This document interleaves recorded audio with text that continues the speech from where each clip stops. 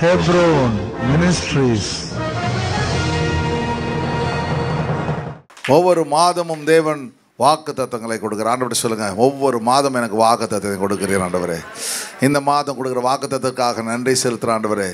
ஒவ்வொரு மாதம் வாக்கு தத்தம் என் வாழ்க்கையில் நிறைவேறுவதற்காக நன்றி சுவாமி அப்படின்னு சொல்லுங்க. ஹல்லேலூயா. வாக்கு தத்தங்கள் ஆம் என்றும் ஆமேன் என்றும் இருக்குது. ஹல்லேலூயா. அதை சொன்னதை செய்யாமல் திரும்பாது. தேவனுடைய வாயிலிருந்து புறப்பட்ட வசனம் என்ன செய்யுமா? சொன்னதை செய்யாமல். ஹல்லேலூயா. அதனால் வாக்கு தத்தத்தை நாம் அதிகமாய், வானமும் பூமியும் ஒழிந்து போனாலும் என் வார்த்தைகள் ஒழிந்து போகாது. பூமியே போயிட்டாலும் கூட, பூமியே போயிட்டாலும் வீடு வீடு எல்லாம் போயிடும்ல, எல்லாம் போனாலும் கூட என் வாயிலிருந்து வந்த வாக்கு மாறவே மாறாது. இந்த மாதம் தேவன் நமக்கு கொடுத்த அருமையான வாக்கு தத்துவம் மீகா சாப்டரில் 7:11 உன் மதில்களை எடுப்பிக்கும் நாள் வருகிறது. The day for building your walls will come.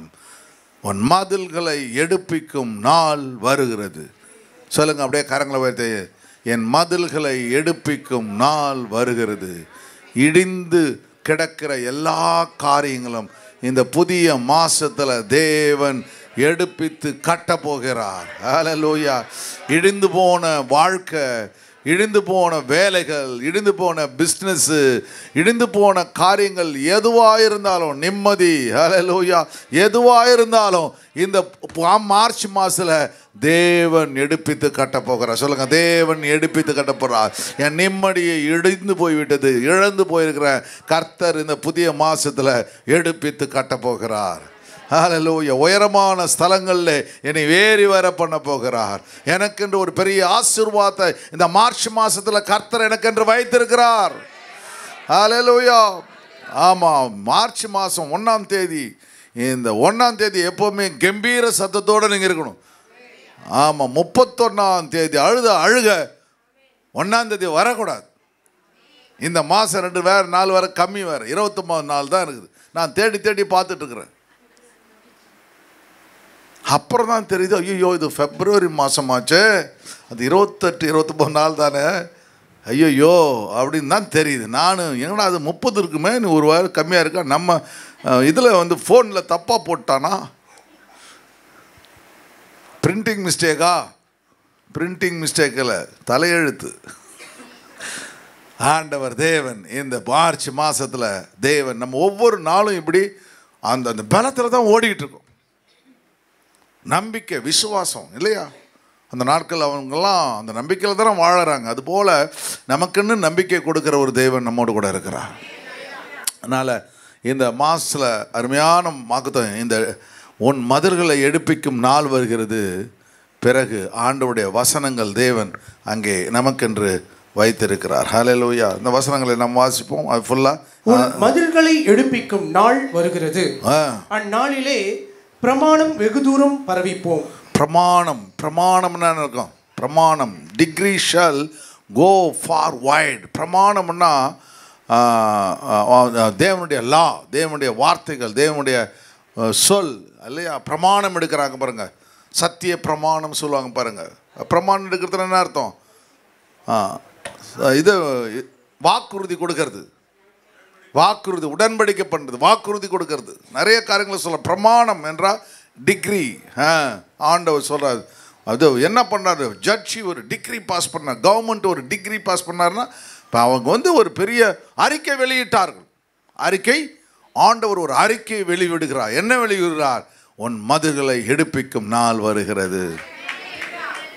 ஹல்லேலூயா. ஆண்டவர் தேவன் ஒவ்வொரு குடும்பத்திற்கும், ஒவ்வொரு மனுஷிக்கும் ஒரு நாளை வைத்திருக்கிறார். பார்த்தீங்களா? கல்யாணம் ஆகிறதுக்கு ஒரு நாள் இருக்கு. நான் கோயம்புத்தூர் போயிருக்கும்போது ஒரு ஐயா சொன்னார், எவ்வளோ வயசாகுது? 69 வயசாகுது. எத்தனை பிள்ளைங்க? கல்யாணமே ஆகலாது.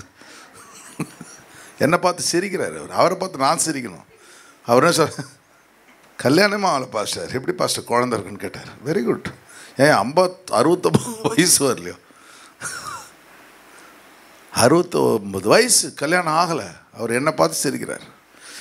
கல்யாணம் ஆகலை, எப்படி பாஸ்டர் குழந்தை பார்க்கணும்? Very good. அதுபோல் ஆண்டவர் தேவன் என்ன பண்ணுறார், பரிசுத்த அப்பா அவனுக்கு ஒரு நாளை வைத்திருக்கிறார். அவரும் இன்னும் விசுவாசத்தோடு தான் இருக்கிறார். எப்படியாவது 80க்குள்ளே கல்யாணம் ஆகாதா? ஒரு விசுவாசம் 69 வயசு வரலையும் ஒரு சோர்ந்து போகல, சிரிக்கிறாரு. அழுவணும், வெளியே வரக்கூடாது, முக்காடு போட்டு உட்காந்துருக்கணும். வெளியே போகும்போதெல்லாம் கருப்பு துணியில் போட்டு தான் வெளியில் போகணும். ஆனால் அதை பற்றி கவலைப்படல, சந்தோஷமாக இருக்கிறார். கல்யாண மாணவர்களை பார்க்கலாம், கல்யாணம் நான் சந்தோஷமாக இருக்கிறேன்னு சொல்கிறார். ஹல்லேலூயா. அதனால் அவருக்கு மெயின்டெனன்ஸ் ஃபீஸே இல்லை பாருங்கள். குழந்தைக்கு ஃபீஸ் கட்டணும், ஸ்கூலில் சேர்க்கணும், நாளைக்கு விட்டுட்டு போயிடும், இதெல்லாம் பிரச்சனையே இல்லை. வேஸ்ட்டு பணம் பண்ணாமல் சந்தோஷமாக சில பேர் ஆண்டவர் பவுலை போல கத்தர் வச்சுக்கிறார் இல்லையா? அதுபோல் தேவன் நமக்கு எப்பொழுதுமே சந்தோஷத்தை கொடுக்க வல்லமை உள்ளவராக இருக்கிறார். சரி, இன்றைக்கு ஆண்டவர் தேவன் 4 காரியங்களை தேவன் நம்மோடு பேச வல்லமை உள்ளவராக இருக்கின்றார். ஒன்று, ஹார்ட் ஆஃப் ப்ரைடு. ஒரு மனுஷனுடைய இருதயம், தேவன் உன்னை வாழ்களை, உன்னுடைய வாழ்க்கையை எடுப்பித்து கட்ட வேண்டும், உன்னை ஆசீர்வதிக்க வேண்டும், உன்னை உயர்த்த வேண்டும். அப்படி உயர்த்த வேண்டும் என்றால் உன் இருதயம் எப்படியாக இருக்கிறது என்று கர்த்தர் பார்க்கிறார். உன் இருதயம் பெருமையின் இருதயமாக இருக்கிறதா இல்லையா என்பதை சோதித்து, ஹார்ட் ஆஃப் ப்ரைடு இருக்குதா என்று பார்க்குறார். ரெண்டாவது, உன் இருதயம் என்ன விருப்பம் கொண்டிருக்கிறது. What type of desire you have in your life. உன் வாழ்க்கையில் எப்படிப்பட்ட விருப்பத்தை நீ கொண்டிருக்கிறாய். ரெண்டாவது, heart of pride, heart of desire, உன்னுடைய விருப்பம் எப்படியா இருக்குது அப்படின்னு பார்க்குறாரு. மூன்றாவது பார்க்கும்பொழுது ஹார்ட் ஆஃப் கமிட்மெண்ட். உனக்கு ஏதாவது அர்ப்பணிப்பு இருக்குதா? ஏதோ வாழ்ந்தேன் செத்தேன், எங்கே போகிறீங்க, ஏதோ வேலைக்கு போகிறேங்க, என்ன சாப்பிட்டேங்க, ஏதோ சாப்பிட்டேங்க. பிள்ளைங்களாம் மனைவி எப்படி இருக்காங்க, ஏதோ இருக்கிறாங்க. இல்லை, ஆண்டவர் தேவன் எனக்கு கொடுத்த பிள்ளைகளும் நானும் சீயோன் பர்வதத்திலே வாசமாக இருக்கிற தேவனாலே அற்புதங்களாகவும் அடையாளங்களாகவும் இருக்கிறேன். அப்படி ஒரு கமிட்மெண்ட்டோடு கூட வாழறியா அப்படின்னு பார்க்குறாரு. மூணாவது. நாலாவது, தேவனுடைய இருதயத்தோடு உன் இருதயம் ஒத்து இருக்கிறதா, அவருடைய இருதயமும் உன் இருதயமும் ஒன்றாக இருக்கிறதா, இல்லை பெருமையின் இருதயமாக இருக்குதா, இல்லை விருப்பம் இல்லாமல் இருக்குதா, இல்லை அர்ப்பணிப்பு இல்லாமல் இருக்குதா. ஆண்டவர் இந்த மார்ச் மாதத்தில் 4 காரியங்களால் தேவன் நமக்கு வேண்டிய வார்த்தைகளை போதிக்க வல்லமை உள்ளவராக இருக்கின்றார். இந்த செய்தியினுடைய தலைப்பு கிரேட்னஸ் ஆஃப் காட், தேவனுடைய மகத்துவம். தேவன் ஒரு பெரிய கடவுள். அந்த தேவன் நம்மை கவனித்து கொண்டிருக்கிறார், கூர்ந்து கவனித்து கொண்டிருக்கிறார். ஒரு குழந்தை விளையாடும் பொழுது எல்லா குழந்தைகளை பார்க்கலும் தன் குழந்தையின் மேலே அந்த தாயினுடைய இருதயம் அதிகமாய் பதிந்திருக்கும். அவள் அதை கூர்ந்து கவனித்து கொண்டே இருப்பாள். அதுபோல உன்னை உருவாக்கிய தேவன் உங்களை கூர்ந்து கவனித்து கொண்டே இருக்கிறார். அதில் கிரேட்னஸ் ஆஃப் காட், தேவனுடைய மகத்துவம் மிக மிக முக்கியமான ஒன்று. அதுதான் உங்களுடைய இருதயம் எப்படி இருக்கிறது என்று பார்க்கிறது. உங்களுடைய இருதயம் பெருமையின் இருதயமாக இருக்கிறதா, உங்கள் இருதயத்தில் எப்படிப்பட்ட விருப்பங்கள் இருக்கிறது, நீங்கள் அர்ப்பணிக்கப்பட்டவர்களா, இல்லது அவருடைய இருதயத்தோடு நம்ம இருதயம் ஒத்து இருக்கிறதா என்று பார்க்கிறார். அப்படி இருந்துச்சுன்னா உங்கள் மதில்களை அவர் எடுப்பித்து கட்டுவார். இடிந்து போன பகுதிகளை மறுபடியும் புதிதாக உருவாக்குவார். ஹல்லேலூயா. இழந்து போன சுவாசத்தை புது சுவாசத்தை தருவார். அப்படின்னு இருக்க மாட்டீங்க, அப்படின்னு இருப்பீங்க. ஹல்லேலூயா. இந்த மார்ச் மாதத்தில் தேவன் உங்களை ஆஸ்வதிக்க வல்லமை உள்ளவராக இருக்கிறார். சரி, 4 காரியங்களை நம்ம கவனிப்போம். 2 சாமுவேல் புஸ்தகம் 5ஆம் அதிகாரம் 1ஆம் வசனத்தில் அங்கே பார்க்கின்றோம் பாருங்க. தேவன் அந்த 6ஆம் வசனம் 2 சாமுவேல் 5:6. தேசத்திலே குடியிருக்கிற எபூசியர் மேல் யுத்தம் பண்ண ராஜாவானவன் தன் மனுஷனோட கூட எருசலேமுக்கு போனான். அவர்கள் இதிலே பிரவேசிக்க தாவீதினால் கூடாது என்று எண்ணி தாவீதை நோக்கி, நீ இதற்குள் பிரவேசிப்பதில்லை, குருடரும் சப்பானிகளும் உன்னை தடுப்பார்கள் என்று சொன்னார்கள். இங்கே பார்க்கும் பொழுது தாவீது தேவனுடைய தாசன், தேவனுடைய மனுஷன், அப்போது அவனுக்கு ஆண்டவர் ஒரு ஒரு எண்ணத்தை கொடுக்குறார், பாரத்தை கொடுக்குறார். என்ன கொடுக்குறார்? எருசலேமை நீ எப்படியாவது கைப்பற்ற வேண்டும். இந்த தாவீதுடைய இருதயம் பார்த்துங்க, ஆடு மேய்க்கிற ஒரு மேய்ப்பன். ஆனால் அவன் இருதயம் ராஜாவின் இருதயத்தை பெற்றிருக்கிறது. உயர்ந்த எண்ணங்கள் இருக்குது, உயர்ந்த எண்ணங்கள் இருக்குது. உங்களுக்கும் எனக்கும் நமக்கு சுற்றி நமக்கு ஒரு குடும்பம் இருக்குது, நிறைய பேர் நம்மோட வாழறாங்க. நமக்கெல்லாம் பாட்டு பாட ஒரு சில பேர் நல்லா பாடுவீங்க, ஒரு சில பேருக்கு பாட்டே வராது. ஒரு சில பேருக்கு நல்ல மியூசிக் வாசிக்க தெரியும் பாருங்கள். அந்த மியூசிக் வாசிக்கும் பொழுது எல்லாருக்கும் பயங்கரமாக சந்தோஷம் அடைவாங்க, பயங்கரமாக சந்தோஷம் அடைவாங்க. நாங்கள் ரிச்சி 10th என்னமோ படிக்கும்பொழுது 10th 12th தெரியல, ஞாபகம் இல்லை எனக்கு. நாங்கள் சவுத் ஆஃப்ரிக்கா போயிருந்தோம். சவுத் ஆஃப்ரிக்கா போகும்போது பெரிய ஒரு கெட் டுகெதர் பார்பிக்யூ. வெளியில் அவங்க என்ன பண்ணுவாங்க, ரொம்ப அழகாக பண்ணுவாங்க. சவுத் ஆஃப்ரிக்காவில் அந்த கிளைமேட் ரொம்ப அருமையாக இருக்கும். அவங்க என்ன பார்பிக்யூனா அந்த லானில் பெரிய லான், ஒவ்வொரு வீட்லேயும் பெரிய பெரிய லான் இருக்கும். அந்த லானில் அந்த கறி நெருப்பு போட்டு இவன் சாப்பிட்டான் பாருங்கள், யார் எலியா சாப்பிட்டான் பாருங்கள், தணலில் சுடப்பட்ட அது போல் போட்டு அந்த நல்ல பீஃபு, சிக்கனு, மட்டனு, எத்தனை வெரைட்டி இருக்குது, மான் கறி, அந்த கறி, இந்த கறி, பன்னிக்கறி, எந்தெந்த கறி இருக்குதோ அந்த கறியெல்லாம் அப்படியே மசாலா போட்டு எடுத்து வச்சுருப்பாங்க. உங்களுக்கு என்ன பிடிக்குன்னு கேட்பாங்க. நீங்கள் என்ன கேட்குறீங்களோ, மூட்டை பூச்சி வேணுமா இல்லை கற்பாம்பூச்சி வேணுமா, எதை நீங்கள் கேட்குறீங்களோ உடனே என்ன பண்ணுவாங்க, அது ஒரு ஃப்ரை பண்ணி அப்படி போட்டு அந்த மசாலா போட்டு, கற்பாம்பூச்சி வேணும்னா மசாலா போட்டு தான் தருவாங்க, சும்மாலாம் தரமாட்டாங்க. அப்போ என்ன பண்ணுவாங்க, மசாலா போட்டு அப்படியே ஃப்ரை பண்ணி கொடுப்பாங்க, எல்லாம் வாசிப்பாங்க. அந்த டைமில் என்ன பண்ணுவோம், அவங்கள என்டர்டெயின் பண்ணுறதுக்கு மியூசிக் வாசிப்பாங்க. அவங்க அந்த ஓப்பனில் கீபோர்டு வச்சுருப்பாங்க. கீபோர்டு வச்சுட்டு மியூசிக் வச்சுட்டு எல்லோரும் அப்படியே போகும்போது அப்படியே டான்ஸ் ஆடிக்கிட்டே போவாங்க. அப்படி டான்ஸ் ஆடினே போட்டு அப்படி தட்டில் பிளேட்டு, ஆளுக்கு ஒரு பிளேட்டு கொடுத்துருவாங்க, கையேந்தி பணம் மாதிரி. நேராக எடுத்துகிட்டு போயிட்டு அதை வச்சுக்கிட்டு, அதில் பார்த்தீங்களா நீங்கள் அப்படின்னு வெளியில் போய் சாப்பிடும்போது ஒரு வெக்கமாக இருக்கும்ல, பார்த்து பார்த்து சாப்பிடுவீங்க யார் போகிறான்னு. இது ஃபேஷனே அதான், கையேந்தி பவனுக்கு தான் ஃபேஷன். பணக்காரங்க இப்படி சாப்பிட்றாங்க, லானில் சாப்பிட்றாங்க. இப்படி அவங்க போகும்போது அப்போ ரிச்சி தான் ஒர்ஷிப் சாங் எடுத்து நல்லா பயங்கரமாக என்கரேஜ் பண்ணி பயங்கரமாக டான்ஸ் ஆடி ஆவோட பயங்கர பாஸ்டர்ஸ், எல்லாம் பாஸ்டர்ஸ், நிறைய ஒரு 8 பாஸ்டர்ஸ் ஆஃப் ஃபேமிலி எல்லாம் வந்தாங்க. நாங்கள்லாம் போயிருந்தோம். செல்வன் செட்டி அந்த ஒரு நம்ம வீட்டு சர்ச்சுக்கு வருவார், அவர் தான் அரேஞ்ச் பண்ணியிருந்தார். ஒரு இடத்துல பியூட்டிஃபுல் ஒரு பெரிய வீட்டில் நல்லா இருந்துச்சு, ரொம்ப அருமையாக. அது மாதிரி அதுபோல் அந்த காரியங்கள் என்ன பண்ணுது, அவ்வளோ சந்தோஷத்தை, சமாதானத்தை தேவன் கொடுக்கிறத. அதுபோல் தாவீது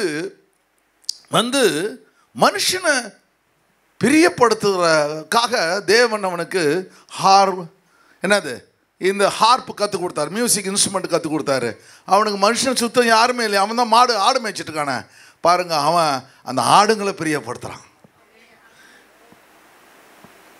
அவன் அழலை. என்ன அழலை, என்னடா இவ்வளோ அழகாக நம்ம மியூசிக் வாசிக்கிற நம்மளை கேட்குறதுக்கு யாருமே இல்லை, அப்படி அழலை. கர்த்தர் எந்த இடத்துல அவனை வைத்திருந்தாரோ அங்கே அவன் மனரம்யமாக இருந்தான். அந்த ஆடுகளுக்கு அவன் என்ன பண்ணுறான், அந்த மியூசிக்கை வாசிக்கிறான். நீங்கள் ஒரு சில இடங்களில் பார்த்தீங்கன்னா, அவன் ஃபோட்டோவில் பார்த்தீங்கன்னா சுற்றி ஆடுங்க உட்காந்துருக்கும், ஹார்ப் வாசிக்கிற மாதிரி இருக்கும். அந்த ஆடுங்கள் மியூசிக்கை ரொம்ப அதிகமாக அழகாக கேட்கும். ரொம்ப இந்த மிருகங்களுக்கு ரொம்ப ரொம்ப புத்திசாலி. நீங்கள் பார்த்துருப்பீங்க, அந்த மிருகத்துக்கு ஒரு குழந்தைய மிதிக்காது பாருங்கள். ஒரு மாடு ஓடி வந்துச்சுன்னா அந்த குழந்தை உட்காந்து குழந்தைய மிதிக்காது, உங்களையும் என்ன மிதிச்சிடும். மூஞ்ச பார்த்தா மிதிக்கணும் போல தோணும்ல, நமக்கே தோடும் போது அது தோணதா, அது புரிஞ்சுக்குது பாரு, ஆளை மிதிக்குது பாருங்க, டமால் மிதிக்கும். ஆனால் அந்த மிருகங்கள், அந்த சிங்கம், கரடி, புலி, ஒரு குழந்தை பார்த்தீங்கன்னா அந்த குழந்தை ஒன்று, அந்த பாம்பு கூட ஒரு நாளைக்கு அன்றைக்கி நான் வீடியோ பார்க்குறேன், அந்த பாம்பு கொத்த மாட்டுது, அது எல்லாத்தையும் சக்கு சக்குன்னு கொத்துது, அந்த குழந்தைய தொட மாட்டுது, பேசாமல் இருக்குது பாருங்க. அந்த மிருகங்களுக்கு அந்த இருதயத்தை புரிந்து கொள்கிற அந்த சக்தி போராடுகளோடு போராடுகிறது, அது பாருங்களேன். அப்போ அந்த இருதயத்தை பார்க்குது, இதுதான் மிக முக்கியமான.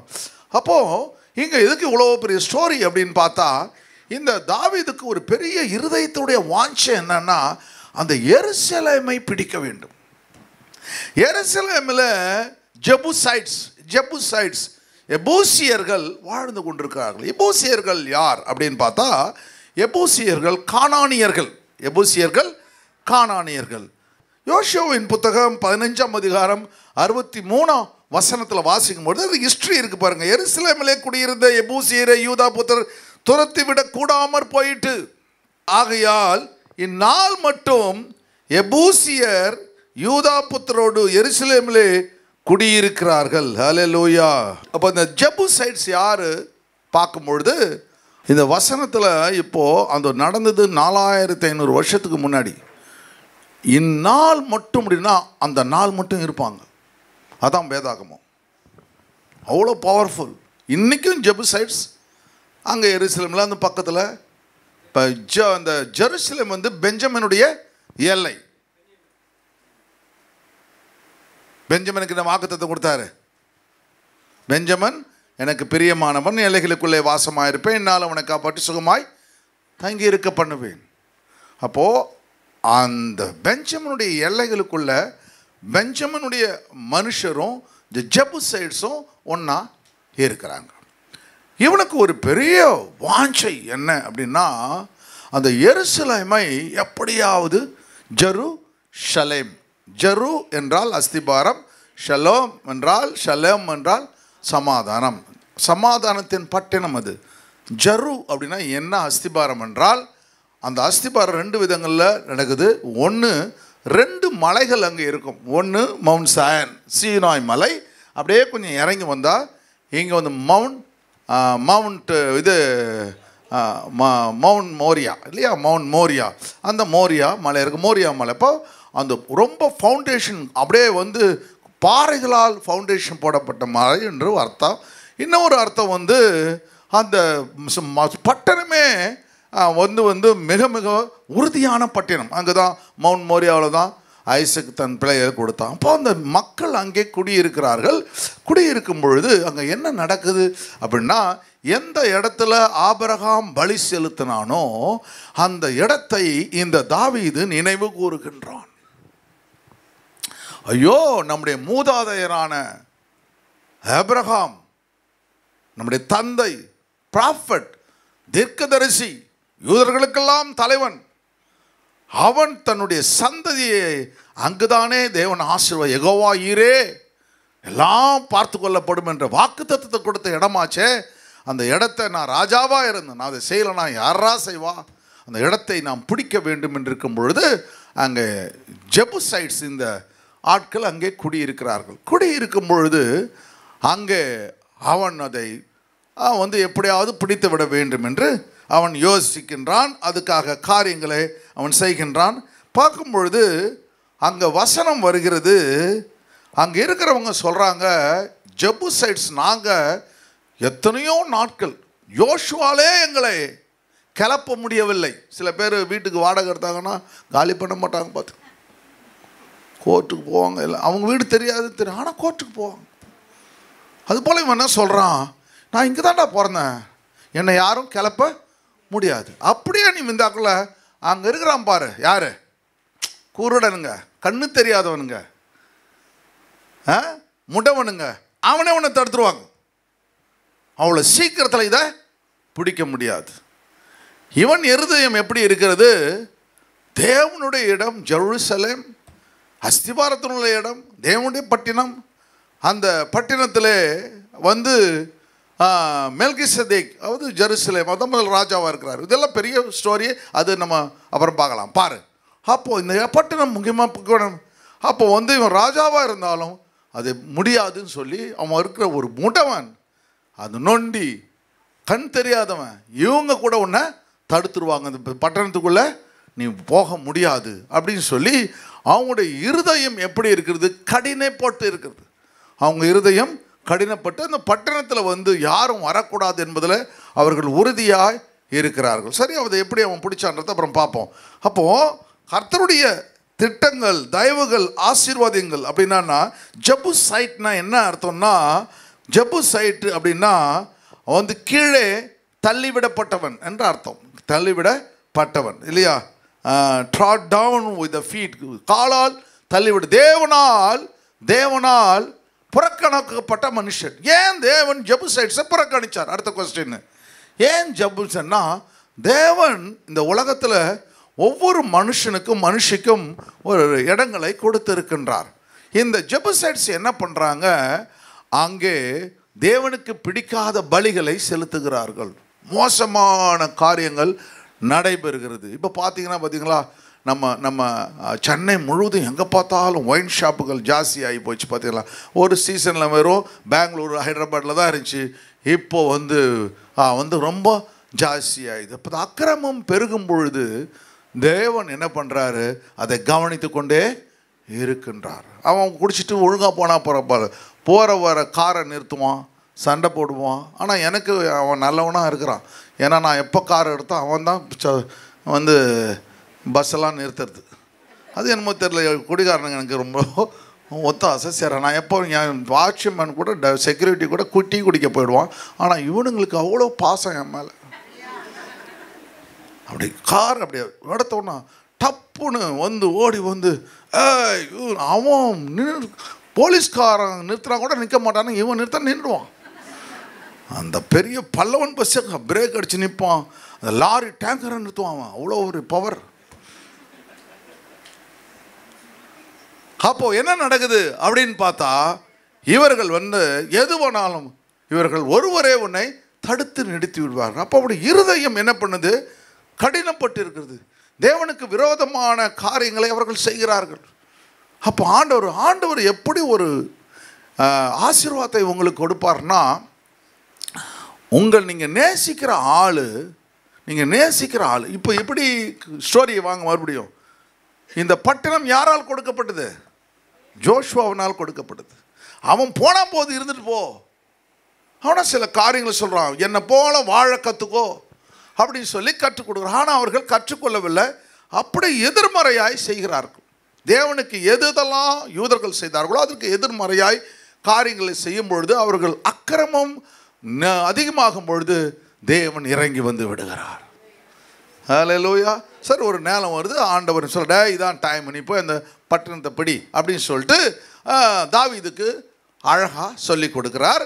அவன் அந்த பட்டணத்தை பிடிப்பதற்காக வருகிறான். அப்போது ஒரு ஆசீர்வாதம் உங்களுக்கும் எனக்கும் வேண்டுமென்றால் தேவன் எதை பார்க்கின்றார்? நம்முடைய இருதயத்தை பார்க்கின்றார். நம்ம எவ்வளோதான் ஜெபம் பண்ணாலும், எவ்வளோதான் கண்ணீர் விட்டாலும், எவ்வளோதான் உபவாசம் பண்ணாலும், அதை பார்க்கலும் நம்முடைய இருதயம் எப்படி இருக்கிறது என்பதை கர்த்தர் கவனிக்கின்றார், கூர்ந்து கவனிக்கின்றார். ஹல்லேலூயா. அப்போ பார்க்குறாரு, இவன் இருதயம் தேவனுக்காக பரிதபிக்கின்றது, தேவனுடைய திட்டத்தை நிறைவேற்ற துடிக்கிறது. அவர்கள் இருதயம் கடினப்பட்டிருக்குது. பெருமையின் இருதயமாக இருக்குது, ப்ரவுட் ஹார்ட். பெருமையின் இருதயமா அவருடைய இருதயம் இருக்கு. எங்களை ஒன்றும் பண்ண முடியாது. ஒரு நொண்டி, ஒரு சப்பானி, ஒரு குருடன் கூட இது உள்ள வர முடியாது அப்படின்னு சொல்லி அவர்கள் கர்வம் கொண்டதனால தேவன் அந்த பட்டணத்தை தாவீதின் கரங்களிலே கொண்டு விடுகிறார். ஹல்லேலூயா. உனக்கு தேவனுடைய பிள்ளைக்கு விரோதமா யார் எழும்பினாலும் தேவன் அவர்களை மறங்கடிப்பார். ஹல்லேலூயா. உம்மாலே ஒரு சேனைக்குள் போவேன், உம்மாலே ஒரு மதலை தாண்டுவேன். ஒரு சேனை, ஒரு பெரிய ட்ரூப் இருந்தாலும் கூட ஆண்டவர் உங்களோடு இருந்தால் அதற்குள்ள நீங்கள் உங்களை ப்ரூஸ்லி மாதிரி பயன்படுத்துவார். 200 பேர் அடிப்பான் பாரு ப்ரூஸ்லி. எப்படி தான் அடித்தானோ, ஒரே ஆள் 200 பேர் அடிப்பான். எப்படி தான் அவன் ஒரு 2 மணி நேரம் சண்டை போட்ட நேரம் அவனுக்கு வலிக்கவே வலிக்காது. அப்போ தான் ரெஸ்ட் எடுத்தாலும் அடிக்கிறான். சரி, கவனிங்க. அப்போது அந்த சிட்டியை அவங்க பொல்யூட் பண்ணிடுறாங்க. இருதயம் அப்படியாய் மாறி விடுகிறது. சப்ப நம்ம பார்க்கும் பொழுது 1 சாமுவேல் 17 பாருங்க, 17:25. அந்நேரத்தில் இஸ்ரவேலர் வந்து நிற்கிற அந்த மனுஷனை கண்டீர்களா? யாரு? இஸ்ரவேலை நிந்திக்க வந்து நிற்கிறான். இவனை கொல்லுகிறவன் எவனோ, கோலியாத்தை கொல்கிறவன் எவனோ, அவனை ராஜா மிகவும் ஐஸ்வர்யவானாக்கி அவனுக்கு தம்முடைய குமாரத்தியை தந்து, அவன் தகப்பன் வீட்டாருக்கு இஸ்ரவேலிலே சர்வ மானியம் கொடுப்பார் என்றார். அவன் தகப்பன் வீட்டாருக்கு இஸ்ரவேலிலே சர்வ மானியம் கொடுப்பார். ஹல்லேலூயா. பணம் கொடுப்பார். நோ டாக்ஸ் ஃப்ரீ மணி கொடுப்பார். ஹல்லேலூயா. பிரைம் மினிஸ்டர்லாம் டேக்ஸ் கட்டுறாங்களா பார்த்தீங்கன்னா டேக்ஸ் கட்ட மாட்டாங்க, அவங்களாம் டேக்ஸ் ஃப்ரீ. அதுபோல் என்ன பண்ணார், ஒன்று என்ன கொடுப்பாராம், ஐஸ்வர்யம் ஆக்குவாராம். ரெண்டாவது என்ன பண்ணாராம், தன் பொண்ணையே கொடுப்பாராம். மூணாவது என்ன பண்ணுவார், கவர்மெண்ட்லேருந்து அவருக்கு ஃபண்டு அலாட் பண்ணப்படும் இல்லையா. நம்ம பிரைம் மினிஸ்டர் போகும்போது, சீஃப் மினிஸ்டர் போகும்போது என்ன பண்ணுவாங்க, அவங்க சொந்த காசை செலவு பண்ண வேண்டியதில்லை. அவங்க என்ன பண்ணுவாங்க, இது கவர்மெண்ட் ஃப்ளைட் கொடுக்கும், கவர்மெண்ட் ஃபேர் கொடுக்கும். இங்கேருந்து டெல்லி போனால் எம்பிஸுக்கு என்ன பண்ண ஃப்ரீ சீட்ஸ், ஃபஸ்ட்டு சீட்டை அவங்களுக்கு அலாட் பண்ணுவாங்க. அதுபோல் எல்லாவற்றும் கொடுக்கப்படும். அப்போது அந்த கோலியாத்தை கொள்கிற இவனுக்கு கொடுக்க, அந்த இடத்துல இவன் வந்து நிற்கிறான். இவன் கேட்குறான், எல்லாட்டையும் கேட்குறான்ப்பா, சப்போஸ் இந்த கோலியாத்தை ஜெயிச்சா என்ன பண்ண முடியும். அவனுக்கு என்ன ஒரு தைரியம் இருந்தது, அவன் வந்து ஒரு ஆட்டுக்காகவே ஒரு சிங்கத்தையே ஜெயிச்சான். அவனுக்குள்ள ஒரு பெரிய ஜீல், ஒரு பவர் இருக்குது, யாருக்குமே தெரியாது. அப்போ அவன் என்ன நினைக்கிறான், நான் சிங்கத்தையே கொண்டுட்டேன், ஒரு கரடியை கொண்டுட்டேன், இந்த பெலிஸ்தியன் எம்மாத்திரம் என்று அவன் நினைக்கின்றான். ஆனால் இவனுக்குள்ளே இருக்கிற வல்லமை ஒருவனுக்கும் தெரியாது. அப்போ அவன் கேட்குறான், சரிப்பா நான் ஜெயிச்சுட்டா அவங்க என்னப்பா கிடைக்கும் அப்படின்னு சொல்கிறான். அவன் சொல்கிறானுங்கப்பா, உன்னை வந்து ஐஸ்வர்யன் ஆக்கிடுவாருப்பா, பணம் பெரிய, நீ திடீர்னு இப்போ ஒன்று ஆடு பின்னாடி சுற்றிட்டு இருக்கிற, நாலுலேருந்து ஒரு 6 ரதங்கள் போறப்பட்ட சேரியட்டில் போவேன், உனக்கு வந்து நல்ல வீடு, பெரிய வீடு கொடுத்துருவாங்க, இதெல்லாம் கொடுத்துருவாங்க. பிறகு உனக்கு என்னப்பா இதுக்கு மேலே இப்போ பொண்ணையே கொடுத்துருவாங்கப்பா, உனக்கு அந்த ராஜாவுடைய சவுலுடைய பொண்ணே உனக்கு கிடைக்கும்பா அப்படின்னு சொன்னால் பரவாயில்ல, டீல் நல்லா இருக்குது, பியூட்டிஃபுல். அப்படி ரிஸ்க் எடுக்கிறது தப்பு இல்லைன்னு நினைக்கிறான். அன்னும் ஒன்றும் இல்லை, அந்த ஆட்டுக்கே நம்ம ரிஸ்க் எடுத்தோமே, இப்போ வந்து ஐஸ்வர்யம் கிடைக்குது, பொண்ணு கிடைக்குது, லைஃப் லாங் உட்காந்து சாப்பிட்ட கவர்மெண்ட்டு ஜாபு, சம்பளம் வேறு கரெக்டாக வருகும், மத்தியானம் 1 மணி ஆச்சுன்னா டிஃபன் பாக்ஸ் அப்படியே திறந்துடலாம். நான் போனேன் செக்ரட்டரியேட்டு நம்ம சர்ச்சு மேட்ருக்காக, அந்த 12:55 கப்புன்னு ஒரு ஸ்மெல் வரும் பாரு. நாங்கள் வெளியில் உட்காந்துருப்போம் அதில், அந்த காரிடாரில் சம்முன்னு. அப்புறம் டைம் பார்த்தா கரெக்டாக மணி 12:55, எல்லாம் திறந்துடுவான் ஃபுல். அதுக்கு தான் உட்காந்துட்டு போகணும், அந்த சாப்பிட்ணும், 4 கையெழுத்து போட்டு வீட்டுக்கு போடும், அதான் ஜாப். சரி, இங்கே பார்க்கும்பொழுது அவன் என்ன நினைக்கிறான், அவரை கொடுப்பார். உடனே அவன் என்ன செய்கிறான், அவன் என்ன பண்ணுறான், யுத்தம் பண்ணி அந்த பெலிஸ்தீனை கொன்று போட்டு விடுறான். அவன் சொல்லும்பொழுது ஒரு வார்த்தை சொல்லுவான், அங்கே தான் அவன் இருதயம் இருக்குது. என்ன சொல்லுவான்னா, ஜீவனுள்ள தேவனுடைய நிந்திப்பதற்கு, சேனைகளின் கர்த்தரை நிந்திப்பதற்கு இவன் எம்மாத்திரம். அல்லேலூயா. யுத்தம் பண்ண போகிறேன், எனக்கு பொருள் கிடைக்குது, பொண்ணு கிடைக்குது, எனக்கு கவர்மெண்ட் ஜாப் கிடைக்குது, சம்பளம் கிடைக்குது, அது முக்கியமல்ல, என் தேவனை நிந்தித்தானே. ஹல்லேலூயா. என் தேவனை நிந்தித்தானே, எம்மாத்திரம். அதுதான் அவனை கர்த்தர் ஜெயிக்க வைக்கிறார். நம்ம முன்னாடி சொன்ன மாதிரி அவர் அடிக்கிறார், இவன் அடிக்கலாம், அவர் அடிச்சிடுறார் ஒரே நிமிஷத்தில் கர்த்தர். அப்போ உங்களுடைய இருதயத்தை தேவன் கவனிக்கின்றார். எப்படிப்பட்ட யுத்தங்கள் உங்கள் வாழ்க்கையிலே வந்தாலும் கூட அந்த யுத்தத்தில் உங்கள் இருதயம் தேவனுடைய இருதயத்தை போல் இருந்தால், இதனுடைய இருதயத்துக்காக போராடினால் யுத்தத்தில் நிச்சயமாக வெற்றியை தேவன் கொடுக்க வல்லமை உள்ளவராக இருக்கின்றார். அல்லேலூயா. அப்போது ஆண்டவர் 1 சாமுவேல் 16:7 சொல்கிறார் பாருங்க. 16:7 கர்த்தர் சாமுவேலை பார்த்து என்ன சொல்கிறாரு, கர்த்தர் சாமுவேலை நோக்கி, கர்த்தர் சாமுவேலை நோக்கி, இவனுடைய முகத்தையும் நீ இவர்களுடைய முகத்தையும் இவனுடைய சரீர வளர்ச்சியும் பார்க்க வேண்டும், இவருடைய சரீர வளர்ச்சியும் பார்க்கிறாய். நான் இவனை புறக்கணித்தேன், நான் இவனை புறக்கணித்தேன். மனுஷன் பார்க்கிறபடி நான் பாரேன், மனுஷன் பார்க்கிறபடி நான் பாரேன். மனுஷன் முகத்தை பார்ப்பான், மனுஷன் முகத்தை பார்ப்பான், கர்த்தரோ இருதயத்தை பார்க்கிறார். கர்த்தரோ இருதயத்தை பார்க்கிறார். ஹல்லேலூயா. ஹல்லேலூயா. ஒரு ராஜாவையே, ஒரு நல்ல மனுஷனுடைய இருதயத்திற்காக தேவன் புறக்கணித்து விடுகிறார். ஒரு இஸ்ரவேலின் ராஜாவை தேவன் புறக்கணித்து விடுகிறார். ஒரு ஆடு மேய்ப்பனாக இருந்தாலும் கூட அவனுடைய இருதயம் ஆண்டோடைய இருதயம் போல இருக்கிறது. தேவனுக்காக போராட வேண்டும், தன் ஜனங்களை எப்படியா விடுதலையாக்க வேண்டும் என்ற ஒரு பெரிய வாஞ்சை இந்த தாவீதிலே காணப்படுது போல கர்த்தர் ராஜாவையே புறக்கணித்து விடுகிறார். சொல்லுங்க, எனக்காக யாரையும் தேவன் புறக்கணிப்பார், என் குடும்பத்திற்காக தேவன் யாரையும் புறக்கணிப்பார். என்னோடு கூட வாசம் படுகிற ஒரு தேவன் எப்பொழுதும் என்னோடு கூட இருக்கிறார். ஹல்லேலூயா. அப்போ என்ன பண்ணும், ரோமரின் புஸ்தகம் 1:21 பாருங்க. அவர்கள் தேவனை அறிந்தும் அவரை தேவனென்று மகிமைப்படுத்தாமல் சோத்தரியாமலும் இருந்து தங்கள் சிந்தனையாலே வீணரானார்கள், உணர்வில்லாத அவருடைய இருதயத்தும் இருளடைந்தது. ரோமரில் பவுல் எழுதும்போது ரொம்ப அழகாக எழுதுகிறான். தேவனை அறிஞ்சும் அவரை தேவனை மகிமைப்படுத்தாமல் நிறைய பேர் அப்படி தான் இருக்காங்க. ரட்சிக்கப்பட்டவங்க, ஞானஸ்தானத்துக்கும் பரிசுத்த அபிஷேகப்பட்டவங்க ஆலயத்திற்கு வருவதில்லை, அல்லேலூயா, ஜெபிப்பதில்லை, வேதம் வாசிப்பதில்லை, தேவனுடைய பாடல்களை பாடுவதில்லை, அல்லேலூயா. அப்போ தேவனை அறிந்தவர்கள் தேவனை மகிமைப்படுத்த வேண்டும், அவரை ஸ்தோத்தரிக்க வேண்டும், நாம் சிந்தையினால் அவரை கனப்படுத்த வேண்டும். நம்ம ஒரு நாளும் விடப்படக்கூடாது, வீணராய் மாறிவிடக்கூடாது, உணர்வில்லாதவனாய் இருக்கக்கூடாது, நம்முடைய இருதயம் இருள் அடையக்கூடாது, மிக முக்கியம். ஹல்லேலூயா. தேவனை நம்ம ஸ்தோத்தரிக்க ஸ்தோத்தரிக்க துதிக்க துதிக்க மகிமைப்படுத்த மகிமைப்படுத்த நம்ம இருதயம் எப்படி இருக்கும்? வெளிச்சமாக இருக்கும். ஹல்லேலூயா. அதுபோல் இந்த மார்ச் மாதத்தில் உங்கள் அழுகைக்கு முற்றுப்புள்ளி வைக்கிற ஒரு தேவன் உன்னோடு கூட இருக்கிறார். உன் இருதயம் இருளடைஞ்சு போயிருக்கா? ஆண்டவர் சொல்றாரு, என்னை நீ மகிமைப்படுத்து, என்னை ஸ்தோத்திரம் பண்ணு, நீ வீணராய் மாறிடாதே, அல்லேலூயா, உணர்வில்லாதவராய் இருந்து விடாதே அப்படின்னு சொல்லி கர்த்தர் நம்மோடு கூட பேசுகிறார். ரெண்டாவது காரியம் பார்க்கும்பொழுது ஹார்ட் ஆஃப் டிசையர். 2 சாமுவேல் 5:7 பாருங்க. 2 சாமுவேல் 5:7. ஆனாலும் தாவீது சீயோன் கோட்டையை பிடித்தான், அது தாவீதின் நகரமாயிற்று. ஆனாலும் தாவீது சீயோன் கோட்டையை பிடித்தான், அது தாவீதின் நகரமாயிற்று. ஹல்லேலூயா. முடவர்கள், அதாவது கண் தெரியாதவங்க சொல்றாங்க, ஏய் உன்னால உள்ளவே போக முடியாதுன்னு சொல்றாங்க. ஆனாலும் தாவீது சீயோன் கோட்டையை பிடித்தான். சொல்லுங்க, எத்தனை தடைகள் வந்தாலும், எத்தனை பிரச்சனைகள் வந்தாலும் ஆண்டவர் எனக்கு வெற்றியும் ஜெயத்தையும் கொடுக்க வல்லமை உள்ளவராய் இருக்கிறார். ஹல்லேலூயா.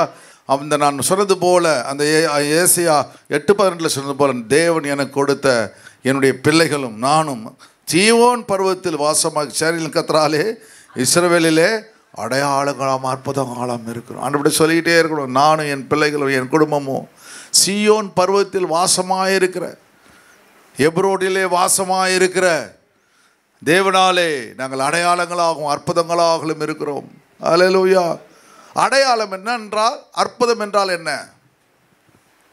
சரி, உங்களுக்கு புரியாது, பரவாயில்லை, உங்களை ஆசீர்வதிக்கிறார் தேவன். நம்ம சப்ஜெக்டுக்கு போவோம். சரி, இந்த கவனிங்க பாருங்க. அப்போது அந்த வசனங்கள் என்ன வருது அப்படின்னு பார்த்தா, அங்கே ஆனாலும் தாவீது சீயோன் கோட்டையை பிடித்தான். அப்போ அந்த சீயோன் பர்வத்திலிருந்து மவுண்ட் மோரியா எல்லாமே அதனுடைய அடக்கத்தில் அதில் இருக்குது. அவற்றை எல்லாவற்றையும் என்ன பண்ணுறான்? இந்த அருமையான தாவீது சீயோன் கோட்டையை முதல்ல பிடித்து விடுகிறான். அப்போது ஆண்டவர் ஒரு மேற்கொள்கிற பலத்தை ஆண்டவர் என்ன பண்ணுறாரு? அருமையான தாவீதுக்கு தேவன் கொடுக்கிறத பார்க்க முடிகிறது. ஹல்லேலூயா. அப்போ இந்த இடத்துல வந்து சியோன் என்ன அர்த்தம்? ஹோலி பிளேஸ் என்ற அர்த்தம், இல்லைன்னா கிங்டம் ஆஃப் ஹெவன் என்ற அர்த்தம். அது தேவனுடைய வாசஸ்தலம், பரிசுத்த நகரம் என்று அர்த்தம். நம்ம அந்த பரம சியோனில் நம்ம சியோனை பார்க்க போகிறோம். எங்கே என்னென்னலாம் ஜெருசலேம் நீங்கள் பார்க்கணும், அவற்றையெல்லாம் பரலோகத்தில் தேவன் இந்த நிழலாட்டம் அது நிஜம். அப்போது சியோன் பர்வதம் மவுண்ட் ஜயான் அப்படின்னா என்ன அர்த்தம்னா ஹோலி பிளேஸ், அப்படின்னா பரிசுத்தமான இடம், இல்லைன்னா அந்த அவருடைய தேவனுடைய பட்டினம், கிங்டம் ஆஃப் ஹெவன் என்ற அர்த்தம். ரெண்டுக்கு அர்த்தம். ஆண்டவர் அந்த வார்த்தைகளை அங்கே சொல்லி இருக்கிறத பார்க்க முடிகிறது. பரிசுத்த ஆவியோட வல்லமையான அபிஷேகத்தை. அதனால தான் அந்த இடத்துல என்ன பண்ணுறாரு? தேவன் தன்னுடைய ஆலயத்தை கட்டுகிறார். அப்போ சியோன் பர்வதம் தேவன் வாசமாக இருக்கிற இடம். எங்கெல்லாம் தேவன் வாசமாக இருக்கிறாரோ அங்கே நாம் போய் தேவனை பணிந்து கொள்ள வேண்டும். நம்முடைய குடும்பம் எல்லாமே. அதனால தான் அவன் சொல்லும்போது சொல்ல, சியோன் பர்வதத்தில் வாசமாக இருக்கிற தேவனாலே நானும் என் குடும்பமும் என் பிள்ளைகளும் அற்புதங்களாகவும் அடையாளங்களமாக இருக்கிறோம். அப்போது சியோன் எங்கே தேவனுடைய ஆலயம் இருக்கிறதோ, சபை இருக்கிறதோ, அங்கே நீங்கள் போய் அவரை தொழுது கொள்ளும் பொழுது நீங்கள் மாத்திரமல்ல, உங்கள் குடும்பம் அடையாளங்களாகவும் அற்புதங்களாகவும் மாறும். அடையாளம் 2 வார்த்தை சொல்லிடுறேன். அற்புதம் என்றால் உங்களுக்கு அற்புதங்கள், மிரக்கல் நடக்கும். 2வது அடையாளங்கள் என்றால், இந்த பாருங்கள், இப்போ நுங்கம்பாக்கத்துக்கு என்ன அடையாளம்? வள்ளுவர் கோட்டம். ஹல்லேலூயா. பாஸ்டர் வீடுன்னு சொல்ல மாட்டீங்களே. ஹல்லேலூயா. நான் சொல்லுவேன் ஆபிரகாம் கார்டன் அடையாளம். ஆனால் ஒரு நேரம் வந்துச்சு பார்த்தீங்களா, அந்த வள்ளுவர் கோட்டத்துக்கு பதிலாக எப்ரோன் கேசட் சர்ச் இறங்கு, அப்படின்னு சொல்லி ஒரு நாள் யார் வள்ளுவர் கோட்டை போயிடுச்சு. கரெக்டாக அந்த பஸ் ஸ்டாப் கரெக்டாக சர்ச்சுக்கு முன்னாடி வந்துச்சு. யாருமா எப்ரோன் கேசல் சர்ச் அப்படின்னு சொல்லும்போது தூங்கிக்கிட்டு இருக்க ஆளுங்களாம் டக்குன்னு இறங்கிச்சிக்கலாம். அப்படி ஒருத்தவங்க அம்மா வந்து என்கிட்ட சொன்னாங்க, எனக்கு தெரியாது, பஸ்ஸில் வரவங்க சொன்னாங்க, ஐயா கரெக்டாக அவங்க சொன்னாங்க எப்ரோன் கேசல் சர்ச் இறங்குன்னு அந்த கண்டக்டர் சொல்கிறான்னு. எனக்கு அப்படியே சந்தோஷமாக இருந்துச்சுயா அப்படின்னு சொன்னாங்க. அதுபோல் ஆண்டவர் உங்களை அடையாளங்களாய் மாற்றுவார். தான் அந்த வீட்டில் இருக்காங்க பாருங்கள், சிரோனி அம்மா, அவங்க தான் அப்படின்னு சொல்லுவார். அந்த வீட்டில் இருக்காரு பாருங்க கந்தசாமி, அவர் தாங்க சர்ச்சு, அவர் தாங்க சர்ச்சுக்கு போகிறவருங்க அவர் அப்படின்னு சொல்லி உங்களை அந்த இடத்துல அடையாளங்களாய் தேவன் மாற்றுவார். மீகாவின் புஸ்தகம் 4ஆம் அதிகாரம் குயிக்க பார்ப்போம். 4 பாருங்க. ஆனாலும் கடைசியில் கர்த்தருடைய ஆலயம் கொடுமுடியில் ஸ்தாபி மலைகளுக்கு மேலே உயர்த்த எல்லா ஜாதிகளும் அதனிடத்திலே ஓடி வருவார்கள். மைக்கா சொல்கிறான் பாருங்க, மீகா 4:2 தேவனுடைய ஆலயம் எங்கே இருக்குதோ ஒரு நாள் வரும், அங்கே எல்லோரும் ஓடி வருவார்கள். நீங்கள் அப்படி தானே ஓடி வந்தீங்க, அல்லேலூயா, ஓடி வந்தீங்க. அதுபோல் கர்த்தர் ஒரு நாள் வரும், எல்லோரும் ஓடி வருவார்கள். சொல்லுங்க அப்படியே கரங்களை உயர்த்தி, ஆண்டவரே ஒரு நாள் வரப்போகிறது ஆண்டவரே, சபைக்கு இந்த தேசம் முழுவதும் ஓடி வந்து தேவனை, பரிசுத்த தேவனை தொழுது கொள்ள போகிறார்கள், ஆராதிக்க போகிறார்கள் ஆண்டவர்.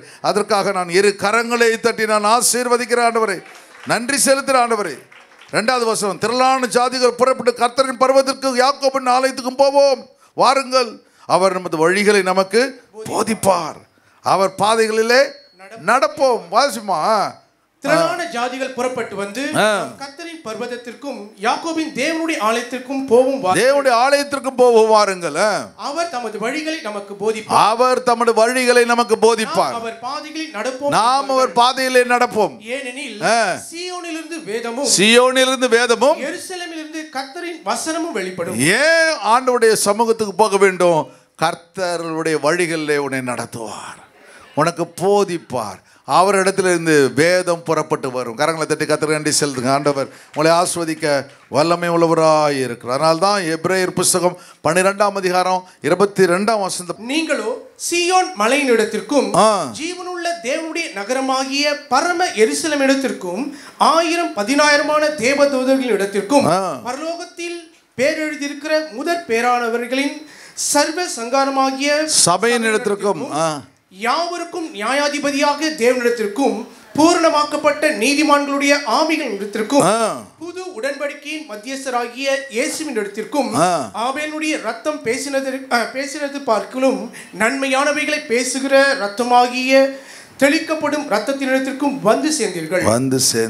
ஹல்லேலூயா. கரங்களை தட்டி எவ்வளோ பெரிய ஸ்லாக்கிய ஆண்டவர்.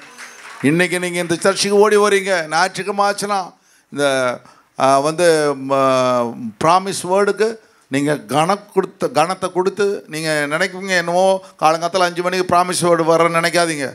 அந்த ப்ராமிஸ் வேர்டில் வந்து அந்த நாளில் அந்த மாதத்தில் நீங்கள் அறிக்கை செய்கிற அறிக்கையை பரலோகம் கேட்கிறது,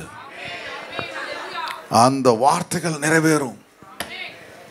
ஹல்லேலூயா. நீங்கள் பிரயாசப்பட்டு இந்த ப்ராமிஸ் வேர்டுக்கு வந்து உங்களை பிறந்த நாளை கொண்டாடுறீங்க, உங்கள் திருமண நாளை கொண்டாடுறீங்க, கர்த்தர் உங்களை ஆசீர்வதிப்பார். ஹல்லேலூயா. ஆண்டவருடைய கரம் உங்களோடு கூட இருக்கும். பரிசுத்தவனுடைய வல்லமையான அபிஷேகத்தை தேவன் ஊற்றுவார். ஹல்லேலூயா.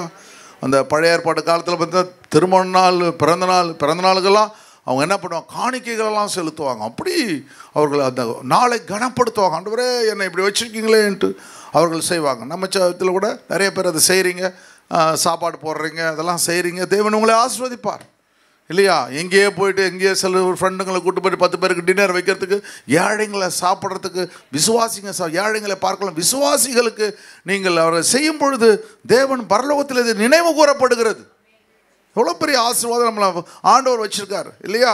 ஆண்டவருடைய கரமும் தேவ தயவும் ஆசீர்வாதமும் கர்த்தரை மேலே வச்சுருக்கார். அப்போது நமக்கென்று ஒரு பெரிய திட்டத்தை கர்த்தர் வச்சுருக்கிறார். ஹல்லேலூயா. அதை தான் பிடிக்க வேண்டும் என்று தாவீது நினைக்கிறான், பிடித்து விடுகிறான். கர்த்தர் நீங்களும் ஒரு நாள் தேவன் உங்களுக்கு சீயோன் பர்வத்தில் ஒரு பெரிய இடத்தை கர்த்தர் ஆயத்தம் பண்ணி கொடுப்பார். ஹல்லேலூயா. சரி, 3வது காரியம், heart of commitment. Heart of commitment பாருங்கள், அர்ப்பணித்தினுடைய இருதயம் 3வது வேண்டும். முன்னால் என்ன சொன்ன, பெருமதித்தின் இருதயம் நமக்கு இருக்கக்கூடாது, தேவனை நோக்கி பார்க்கிற இருதயம் இருக்க வேண்டும். 2வது என்ன சொன்ன, ஒரு பெருமையின் இருதயத்தை பார்த்து உனக்கு விருப்பம் இருக்க வேண்டும். ஹல்லேலூயா. அச்சீவ் பண்ணணும், முன்னேற வேண்டும், வேதத்தை வந்து ஒரு முறையாவது வாசிக்க வேண்டும். ஆதியாகமத்திலிருந்து வெளிப்படுத்த விஷயம் வாசிக்க வேண்டும் என்ற இருதயம் இருக்க வேண்டும். எத்தனையோ முறை நான் முடிச்சிருக்கிறேன், ஒவ்வொரு முறையும் முடிச்சுக்கிட்டு இருக்கேன். இப்போ எங்கே வந்துட்டேன், மார்க்கின் புஸ்தகம் வந்துட்டேன், 14ஆம் அதிகாரம் வந்துட்டேன். மார்க்கின் புஸ்தகம் ஆதியாகமத்தில் ஆரம்பிப்பேன். ஆதியாகமத்தில் ஆரம்பித்து வெளிப்படுத்த விசேஷம் முடிப்பேன். வெளிப்படுத்த விசேஷம் முடித்த உடனே அதுக்கப்புறம் தேடி பார்ப்பேன், வேறு ஒன்றும் இருக்காது, மறுபடியும் ஆதியாகமத்துக்கு வந்துடுவேன். ஆதியாகமத்தில் மறுபடியும் ஆரம்பித்து வெளிப்படுத்த விசேஷம் முடிப்பேன். லாங் இதான் வேலை. படிச்சுக்கிட்டே இருக்கணும். ஆண்டவர் நீங்கள் படித்தாதான் பிசாசு உங்களை வந்து தொடமாட்டான். பைபிள்லாம் எடுத்து படிக்கிறாரு, ஆண்ட வேலை தேவையில்லாத வேலை அவனு போயிடுவான். அல்லேலூயா. இல்லைன்னா உங்களை கையை பிடிச்சி வாங்க சும்மா தானே கூப்பிட்டு போகிறான் உடனே அப்படி உடனே வெளியில் கூப்பிட்டு போயிட்டு அப்புறம் ஒரு டூர் கூப்பிட்டு போயிடுவான். கூப்பிட்டு சரி அர்ப்பணிப்பு சொல்லுங்க. அர்ப்பணிப்பு இருதயம். என்னுடைய இருதயம் தேவனுக்காக அர்ப்பணிக்கப்பட்டதாய் மாறும். அவனுடைய வாஞ்சம் என்ன விருப்பம் பார்த்தீங்களா எப்படி இருக்குது ஆண்டவருக்கு. அன்னைக்கு கோலியாத்தை ஜெயிக்கிறான், ரெண்டாவது என்ன செய்கிறான், சீயோன் பர்வத்தை பிடித்து விடுகிறான். சீயோன் தான் நமக்கு போகிற இடம், போகிற இடம் மேலே, அதை பிடிச்சிடறான் பார்த்தீங்களா. அதுபோல் நீங்களும் நானும் பரலோகத்துக்கு போகிறதுக்கு வழி என்னன்னு கவனிக்கணும். அல்லேலூயா, அல்லேலூயா. முந்தா நேற்று ஒரு மீட்டிங் நானும் அம்மாவும் போகிறோம். போன உடனே வழி சொல்கிறான் அந்த ஆள். வழி சொல்கிறான், பாஸ்டர் டேய் கூகுள் போட்டிருக்கடா, அது எங்கே பார்த்தாலும் மெட்ரோ சுற்றி வந்துட்டுருக்கடா, எங்கடா எங்கடா அவங்க இடம் அப்படின்னு கேட்குறான். அந்த பாஸ்டர் அவனுடைய ஆனிவர்சரி கொண்டாடுறான், ஆண்டு விழா வந்து பாஸ்டர் கொண்டாடுறாரு. எங்கப்பா இருக்குது அப்படின்னு கேட்குறான். பாஸ்டர் நேராக வாங்க பாஸ்டர், ஒரு பெரிய சுடுகாடு இருக்கும் பாஸ்டர். அடா ஒரு சுடுகாடு இருக்கும் பாஸ்டர். வழி சொல்கிறான் பார். ஒரு சுடுகாடு இருக்கும் பாஸ்டர். அதுக்கப்புறம் ஒரு கல்யாண மண்டபம் இருக்குப்பா, தப்பிச்சண்டாப்பா, கொஞ்சம் மங்களகரமாக இருக்குது. அதுக்கப்புறம் ஒரு பெரிய காய்கறி கடை இருக்குமா. இவன் என்ன வந்து வரும்போது ஒரு 4 கிலோ அதை வெங்காயம் வாங்கிட்டு வர சொல்லுவான் போல இருக்குது. அந்த மாதிரி கொண்டு காய்கறி கடை இருக்கம்பா இருக்குது. அதுக்கு பக்கத்தில் வந்துருங்க பாஸ்டர். அதுக்கப்புறம் உங்களால் கூகுளால் கண்டுபிடிக்க முடியாது, நான் கூப்பிட்டு போயிடுறேன் அப்படின்னு. அப்புறம் வந்து அவன் மோட்டார் சைக்கிளை வந்து எங்களுக்கு முன்னாடி அவன் நாங்கள் பின்னாடி போய் சேர்ந்தோம் வச்சுக்கோ.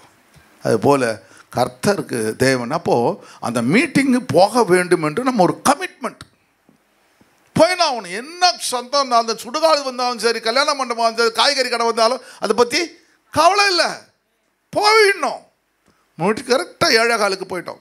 6:07 சொன்னால் 7:15 ஒரு 5 நிமிஷம் லேட்டு சுற்றுனதுனால. ஆனால் போய் சேர்ந்துட்டோம். நீங்கள் எங்கே சுற்றினாலும் போய் மேலே சேர்ந்துடணும். ஹல்லேலூயா. ஸோ ஒரு கமிட்மெண்ட் அப்படின்னா ஆண்டவர்கிட்ட ஒரு என்ன பண்ணணும், ஒரு கமிட்மெண்ட் கொடுக்கணும். யோசேப்பு குழியில் தூக்கி போட்டுறாங்க. யோசேப்பு குழியில் தூக்கி போட்ட உடனே அவன் போர்த்திபார்ட்ட விற்கப்படுறான். விற்கப்பட்ட உடனே அவன் வந்து போர்த்திபார்ட்ட வந்துடுறான். போர்த்திபாபு என்ன செய்கிறான், தன்னுடைய சொத்தை, தன்னுடைய பொருட்கள், வீட்டில் இருக்க அத்தனை பொருளையும் யோசேப்பு கையில் கொடுத்துட்றான். யோசேப்பு அவன் அந்த போர்த்திபாவுடைய மனைவி இவங்கிட்ட தப்பாக நினைக்க பிளான் பண்ணுறான். அப்போ அவன் சொல்கிறான், உன் எஜமா, ஏன் எஜமா, உன் கணவன் என்ன பண்ணான், என்னை நம்பி இந்த பொறுப்பை கொடுத்துருக்கான், கமிட் பண்ணியிருக்கான், இதெல்லாம் பார்த்துக்கப்பா, ஒன்றை மட்டும் விலைக்கு வச்சிருக்கிறான், எல்லாத்தையும் என்ன கொடுத்துட்டான், நான் எப்படிங்க தப்பு செய்ய முடியும். என்ன உன் எஜமா நம்புகிறான், என்னுடைய எஜமா நம்புகிறான், என் மாஸ்டர் நம்புகிறாரு. உனக்கு வேணா அவன் புருஷனாக இருக்கலாம், ஆனால் அவன் எனக்கு எஜமா, எனக்கு எஜமா. நான் தப்பு செய்யக்கூடாது, எஜமானுக்கு நான் துரோகம் பண்ணக்கூடாது. என்னை நம்பிட்டார் எஜமா, என் கையில் கொடுத்துட்டார். அது எதுவாக இருந்தாலும் சரி, அந்த பொருளை தொடக்கூடாது, ஒன்றையும் தொடக்கூடாது. நீ எவ்வளோ ஆசை வார்த்தை பேசினாலும் என்ன செஞ்சாலும் என் எஜமானனுக்கு நான் துரோகம் பண்ண மாட்டேன். ஏன்னா எனக்கு கொடுத்த எஜமான உருவாக்கிற இன்னொரு எஜமான் மேலே இருக்கிறார். இவர் பார்க்கல, அவர் பார்த்துக்கிட்டு இருக்கிறார். இதுதான் கமிட்மெண்ட். அல்லேலூயா. சரி, இவன் போயிட்டு அவங்க ஹஸ்பண்ட்டை போயிட்டு, யோசேப்பு இப்படி பண்ணிட்டான் அப்படி பண்ணிட்டான், அந்த ஸ்டோரியெல்லாம் நமக்கு தேவையில்லை, அவன் சொல்லிடுறான். அவன் என்ன பண்ணுவான் பாவம், ஒய்ஃபு சொல்கிறத கேட்டாகணுமே, இல்லை சாப்பாடு கிடைக்காத அப்படின்னு சொல்லிட்டு நம்பிடுறான். அவனுக்கு புரியுது, இவன் தப்பு செய்ய மாட்டான்னு புரியுது. இதெல்லாம் வேறு வழி இல்லை, ஒய்ஃப் பேச்சை கேட்கணுமே, தூக்கி கொண்ட ஜெயிலில் போட்டுடுறான். ஜெயிலில் போட்ட உடனே ஜெயிலர் பார்க்குறான், டேய் நீ நல்லவன் ஆச்சரா, நீ என்னடா இங்கே வர, நீ அங்கே இல்லைடா, நீ எங்கேயா இருக்க வேண்டாம்டா, இங்கே வந்துட்டேன்னு சொல்லிட்டு, சரிடா நான் ஒன்று செய்கிறேன்டான்ட்டு அவன் என்ன பண்ணுறான், எல்லா சோல்ஜரு அங்கே யார் யாரெல்லாம் சிறைச்சாலில் இருக்கானோ அவனுங்களை அத்தனை பேர் இவன் கையில் கொடுத்துட்டான். எங்கு பார்த்தாலும் அவனை அர்ப்பணிப்பு அவனை உயர்த்தி கொண்டே போகிறது. குழியில் தூக்கி போட்டாலும் பரவாயில்லடா, தூக்கி போடுங்கடா, அவனை 4 பேர் அடிக்கலை, 4 அண்ணன் தம்பிங்களை தூக்கி போடுறா, அவன் கண்கள் தேவனை பார்க்குது. அதுபோல் ஆண்டவர் சொல்லுங்க, ஆண்டவரே எனக்கு கொடுத்த அர்ப்பணிப்பில் நான் உறுதியாக இருப்பேன். எனக்கு ஊழியத்தை கொடுத்தாலும் சரி, வேலையை கொடுத்தாலும் சரி, வியாபாரத்தை கொடுத்தாலும் சரி, குடும்பத்தை கொடுத்தாலும் சரி, எதை கொடுத்தாலும் நான் அதிலே உண்மையாக இருப்பேன். அல்லேலூயா. என் அர்ப்பணிப்பு ஒரு நாளும் மாறாது. ஏனென்றால் நீர் என்னை கவனித்துக் கொண்டே இருக்கிறீர். என் இருதயத்தை அர்ப்பணிப்பின் இருதயமாக என் இருதயம் மாற வேண்டும் சுவாமி. இதுதான் கர்த்தர் நம்மிடத்தில் எதிர்பார்க்கிறார். உன் உயர்வுக்கு யாரும் ரெக்கமெண்ட் பண்ண முடியாது, கர்த்தர் ஒருவர் இருந்தால் போதும். அவர் உங்களை உயர்த்தி கொண்டே இருப்பார், அவர் உங்களை கனப்படுத்தி கொண்டே இருப்பார். அவரால் கூடாத காரியம் ஒன்றுமில்லை. ஆண்டுடைய திட்டங்களும் தயவுகளும் ஆசீர்வாதங்களும் பரிசுத்தவன் வல்லமையான அபிஷேகத்தையும் தேவன் உங்களுக்கு மாற்றுவார். ஹல்லேலூயா. ஒவ்வொரு மாதமும் என்ன பண்ணுறீங்க, நீங்கள் அப்படியே என்ன பண்ணுறீங்க, உங்களுடைய வீட்டு வாடகையிலேருந்து, வீட்டு காரியத்துலேருந்து, நீங்கள் வாடகையிலேருந்து, அதெல்லாம் ஒரு கமிட்மெண்ட் இருக்குது பார்த்தீங்களா? அந்த கமிட்மெண்ட்டை விட்டுட்டு நான் தெருவிலேயே போய் தங்க முடியும்? ஹல்லேலூயா. என்ன இது, நான் வீட்டில் தங்கினா எலக்ட்ரிசிட்டி பில் வேறு கட்டணுமா? கட்டாத, அது கமிட்மெண்ட்டு. அப்போ தான் வெளிச்சம் இருக்கும் வீட்டில், ஃபேனில் தூங்க முடியும். அதுபோல் கமிட்மெண்ட்டு வாழ்க்கையில் முக்கியம், அர்ப்பணிப்பு மிக முக்கியம். அதுபோல் தேவனிடத்தில் நம்ம என்ன செய்ய வேண்டும், கமிட் பண்ணணும். ஆண்டவர் உங்களை ஆஸ்வதிக்க வல்லமையில் 2 தீமோத்தேயு 1ஆம் அதிகாரத்தில் சொல்கிறோம் பாருங்க, அவர் நம்முடைய கிரியையின்படி நம்மை ரட்சியாமல், நம்முடைய கிரியைகளின்படி நம்மை ரட்சிக்காமல் தம்முடைய தீர்மானத்தின்படியும் ஆதி காலம் முதல் கிறிஸ்து இயேசுவுக்குள் நமக்கு அருளப்பட்ட கிருபையின்படி, ஆதி காலமுடைய இயேசு இந்த உலகத்தை படைக்கும் போது இருந்தாரு, அதே கிருபை உன் மேல நீ ரட்சிக்கப்பட்டிருந்த அதே கிருபையினாலும் நம்மை ரட்சித்து பரிசுத்த அழைப்பினாலே அழைத்தார். சாதாரணமா உங்களை அழைக்கல, பரிசுத்த அழைப்பினால் அழைச்சிருக்கிறாரு. ஹல்லேலூயா. ரொம்ப அழகா எழுதுறவன், கிரியின்படி நீ எவ்வளோ பெரிய ஆள், எவ்வளோ படிச்சிருக்கிற, என்ன மாதிரி டிகிரி வாங்கியிருக்கிற, எவ்வளோ பெரிய பொசிஷனில் இருக்க, எவ்வளோ பெரிய உயர்ந்த ஜாதியில் இருக்க, இதை பற்றி உங்களை அவர் அழைக்கலை. எப்படி அழைச்சாரா? தன்னுடைய தீர்மானத்தின்படி. ஹல்லேலூயா. கமிட்மெண்ட். என் பிள்ளைய நான் அழைப்பேன், கமிட் பண்ணிட்டார் முன்னாடியே. இவன் தான் என் பிள்ளை, இவனுக்கு ஞானஸ்தானம் கொடுப்போம். யாரோ ஒருத்தவங்க சுவிசேஷம், கர்த்தர் உங்களை உலக தோற்றத்துக்கு முன்பாகவே அறிந்திருக்கிறார். சொல்லுங்க, கர்த்தரனை அறிந்திருக்கிறார். ஹல்லேலூயா. அப்போ ஆண்டவருடைய கிருபை. வாசிங்க அடுத்த வசனம். நம்முடைய இரட்சகராகிய இயேசு கிறிஸ்து பிரசன்னமானதினாலே அந்த கிருபை இப்பொழுது வெளிப்படுத்தப்பட்டது. அவர் மரணத்தை பரிகரித்து ஜீவனையும் அழியாமையும் சுவிசேஷத்தினாலே வெளியரங்கமாக்கினார். அதற்கு நான் பிரசங்கியாகவும் அப்போஸ்தலனாகவும் புறஜாதியாருக்கு போதகனாகவும் நியமிக்கப்பட்டேன். எனக்கு ஒரு கமிட்மெண்ட் கொடுத்திருக்கார் கர்த்தர். என்ன கமிட்மெண்ட்? என்னை ரட்சித்தவரை, என்னை வேறு பிரித்தவரை, என்னை அபிஷேகத்தவரை எல்லா இடங்களும் பிரசங்கிக்கும்படியாய் கர்த்தர் என்னை அப்போஸ்தலனாகவும் போதகனாகவும் நியமித்திருக்கிறார். அதான் என் கமிட்மெண்ட். ஹல்லேலூயா. சர்ச்சு 3 நாள் சரி, சர்ச்சு திறந்தாலும் சரி, அவருடைய வார்த்தைகளை போதிக்க வேண்டும் என்று ஆண்டவர் ஒரு போதகருக்கு கமிட்மெண்ட் கொடுத்தது போல், நீங்கள் வந்தாலும் வரலனாலும், நீங்கள் ஒரு வாரம் வருவீங்க, ஒரு நாள் நீங்கள் டிமிக் கொடுத்துருவீங்க. ஆனால் நான் டிமிக் கொடுக்க முடியுமா? நானும் வரலன்னா வேறு இடத்துக்கு போட்டாலும் ஒரு பாஸ்டருக்கு பிரசங்கம் பண்ணணும். டியூஸ்டே நான் போயிட்டேன், இதுக்கு போயிட்டேன், என்ன திருநெல்வேலி காலங்காலத்தில் 3 மணிக்கு எழுந்து 6 மணி 5:45 ஃப்ளைட்டு, 3 மணிக்கு எழுந்து தான் போகணும். 3 மணிக்கு எழுந்து போயிட்டு அதுக்கப்புறம் போயிட்டேன் அங்கேருந்து தூத்துக்குடியிலேருந்து திருநெல்வேலி போய் திருநெல்வேலியிலேருந்து அப்படியே போயிட்டு ஒரு இது என்னது இப்போ ஃபேஸை வாஷ் பண்ணின்னு அப்படியே போயிட்டு பிரசங்கம் பண்ணி முடிச்சுட்டு அதுக்கப்புறம் 4 மணி ஃப்ளைட்டு எப்படி இருக்கும், ஒன்று இப்படி இருக்கும். அதை முடிச்சுட்டு ஓடி வந்து அதில் என்ன சொல்லிட்டு வரோம், ஆண்டவரே ஆண்டவரே எப்படியாவது பைபிள் ஸ்டடிக்கு போயிடணும் ஆண்டவரே. நான் பிரசங்கம் பண்ணல, நான் ஜாலியாக வீட்டில் வந்து படுத்துக்கலாம். ஆனால் ஃப்ளைட்டு சீக்கிரம் போகணும்னு நினச்சி கடைசியில் பார்த்தா எப்படியே வந்து சேர்ந்துடுச்சு. ஃப்ளைட்டு டிலே ஆகக்கூடாதுன்னு நினச்சேன், அதே மாதிரி டிலே ஆகலை. வந்துட்டு டியூஸ்டே எப்படி இருந்தாலும் ஆப்சண்ட் ஆகக்கூடாது கர்த்தாவே. ஏதோ ஒருத்தர் பொறுப்பு கொடுத்து அவர் பண்ணுவார், ஜாலியாக இருக்கும். அப்படி இல்லை, ஐயோ என் சபையாச்சு ஆண்டவரை, இந்த கொஞ்சம் ஆடுகளை நீ விட்டு என்ன செய்தாய், கர்த்தர் மட்டும் கேட்கக்கூடாது அப்படி ஓடி, அதுக்கப்புறம் லாஸ்ட் மினிட் ஒரு 15 நிமிஷம் இருந்து ஓடி வந்துட்டேன். அப்போ வந்த உடனே ஒரு ஆச்சரியம். அப்போது ஒரு பொண்ணு ஒரு அம்மா நம்ம சர்ச்சுக்கு வராங்க. அந்த பொண்ணு வந்த உடனே 1/2 மணி நேரம் சுற்றி பார்த்துருக்கா. நான் இல்லை சின்ன பிள்ளை. நீங்கள் இப்போ இதோ யோசிக்காதீங்க, பெரிய பொண்ணாக தோர்த்தின்னு. ஏன்னா உங்கள் வேறு மாதிரி மேலே பறக்கும், நல்லா பார்த்து பேசணும். அப்போ அந்த சின்ன பொண்ணு அந்த சின்ன பொண்ணு என்ன பண்ணுச்சு, மம்மி பாஸ்டரை காணுமா மம்மி, வரலையா, சரி வா போகலாம். ஏய் நான் சர்வீஸ் அட்டன் பண்ணுறதுக்கு நீ வேணா சர்வீஸ் அட்டன் பண்ண, நான் வீட்டுக்கு போகிறேன், பாஸ்டர் காணும், பாஸ்டர் அங்கிளை காணும், நான் போகிறேன் அப்படி சொன்னான். அப்புறம் நான் போனேன். உடனே அவன் பார்த்து திரும்பி பார்த்துருக்கேன். அந்த பொண்ணுக்கு ஒரே சந்தோஷம். உடனே பார்த்து நான் அங்கிள் இது மாதிரி இந்த பொண்ணு சொல்கிறான் அங்கிள், இது மாதிரி நீங்கள் பாஸ்டர் அங்கிளை காணும், வீட்டுக்கு போகலான்னு சொல்கிறான், பாதி சர்வீஸில் போகலாம் நச்சு இருக்கிறா. நான் வரல, எனக்கு மூச்சே விடலை.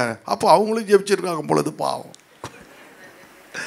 அதுக்கப்புறம் பொண்ணு சிரிக்கிறா, விழுந்து சிரிக்கிறா. அந்த சின்ன பிள்ளை விழுந்து பிரிக்கிறா. பார்த்தீங்களா, ஒரு சின்ன பிள்ளையுடைய இருதயத்தின் வாஞ்சையை கர்த்தர் என்கிட்ட சொல்லி நீ போ. அல்லேலூயா. அதுபோல் உங்களுடைய இருதயம் அர்ப்பணிக்கப்பட்ட இருதயமாக இருந்தால் கர்த்தர் உங்களை எல்லா இடங்களிலும் கனப்படுத்துவார். சரி, 4வது காரியம் நம்ம முடிப்போமா? 4வது காரியம் ஹார்ட் ஆஃப் காட், தேவனுடைய இருதயம். 2 சாமுவேல் 5:9. அந்த கோட்டையிலே தாவீது வாசம் பண்ணி அதற்கு தாவீதின் நகரம் என்று பெயரிட்டு. அப்ப எந்த கோட்டை பிடிக்க முடியாதோ, எந்த கோட்டை நுழைய முடியாதோ, எந்த கோட்டையில் சப்பானிகளும் குருடரும் தடுப்பால் என்று ஏளனமாய் கருதப்பட்டதோ அந்த கோட்டையை தாவீது பிடித்து விடுகிறான். அல்லேலூயா. தாவீது பிடிக்கிறது மாத்திரமல்ல, அந்த கோட்டையிலே வாசம் பண்ணுகின்றார். அல்லேலூயா. தேவன் உங்களுக்கென்று ஒரு ஆசீர்வாதத்தை தேவன் வைத்திருக்கிறார். உலகம் சொன்ன உன்னால் சுதந்திரிக்க முடியாது. நீங்க சொல்லுங்க, இயேசுவின் நாமத்திலே நான் சுதந்திரிப்பேன். உனக்கு இந்த வேலை கிடைக்காது, சொல்லுங்க இயேசுவின் நாமத்திலே இந்த வேலை எனக்கு கிடைக்கும். அல்லேலூயா, அல்லேலூயா. நான் அடிக்கடி ரொம்ப அதிகமாக கவனிப்பேன். என்ன கவனிப்பேன் தெரியுமா? அந்த நீங்கள் அந்த இதில் பார்த்தீங்களா, அந்த ராக்கெட் விடுறான் பாருங்க, சந்திரனுக்கு ராக்கெட் விட்டான் பாருங்க. அங்கே பார்த்தீங்கன்னா அங்கே இருக்கிற சயின்டிஸ்ட், டாப் சயின்டிஸ்ட் எல்லாம் பார்த்தீங்கன்னா ஒருத்தவங்க கூட English Don Bosco Church Park கான்வென்ட்டில் படித்தவன் அங்கே சீஃப் சயின்டிஸ்டாக இருக்க மாட்டான். கார்பரேஷன் ஸ்கூலில் படித்தவன் ராமநாதபுரம், திருநெல்வேலி, அங்கே கார்பரேஷன் ஸ்கூலில் படித்தவன் சீஃபாக இருப்பான். அப்துல் கலாம் பாருங்க. நிறைய பேர் பார்த்தீங்கன்னா என்ன, அவனுடைய ட்ரீம்ஸ் வேறு. இது ஐஸ்கிரீம் சாப்பிட்டு சுற்றிட்டு இருக்கோம். காதர் நவாஸ் கார்டன் ரோடு இருக்குதா, மெரினா பீச் இருக்குதா, எலியட்ஸ் பீச் இருக்கா, சுற்றிட்டு இருக்கோம். ஆமாம், ஒன்றுமே இருக்காது. எந்த பீச்சில் சுற்றுவோம்? வறுமை, சாப்பாடு கிடையாது. பேக்கை தூக்கி நான் போகிறேன். அந்த திருநெல்வேலி இப்போல்லாம் போகும்போது காரில் அந்த பசங்க அப்படியே அந்த பிரிட்ஜ் நீட்டாக ஒரு ஆறு, அதில் அப்படியே ஒரு பையை தூக்கி நடந்து போகிறானுங்க. அப்படியே வயல்வெளியிலேருந்து கிராஸ் பண்ணி வரானுங்க. இதெல்லாம் நான் அப்படியே பார்த்துக்கிட்டே போவோம்ப்பா. எவ்வளோலாம் கஷ்டப்பட்டு, நம்மளாம் அப்போல்லாம் கஷ்டப்பட்டு படிக்கணும். நம்ம அப்பா காரில் அனுப்பிச்சார், அதில் போயிடுச்சார், இப்படி போனார். நான் இன்ஸ்பெக்டர் பிள்ளையாக இருந்தேன், நான் எனக்கு எல்லாம் இருந்துச்சு. அதெல்லாம் ஒரு கஷ்டமே தெரியாமல் படித்தோம். இவங்களாம் எப்படி கஷ்டப்பட்டு படிக்கிறாங்க, மனசெல்லாம் அப்படியே பதைக்கும் பயங்கரமாக. அவங்கள தான் கர்த்தர் உயர்த்துறாரு.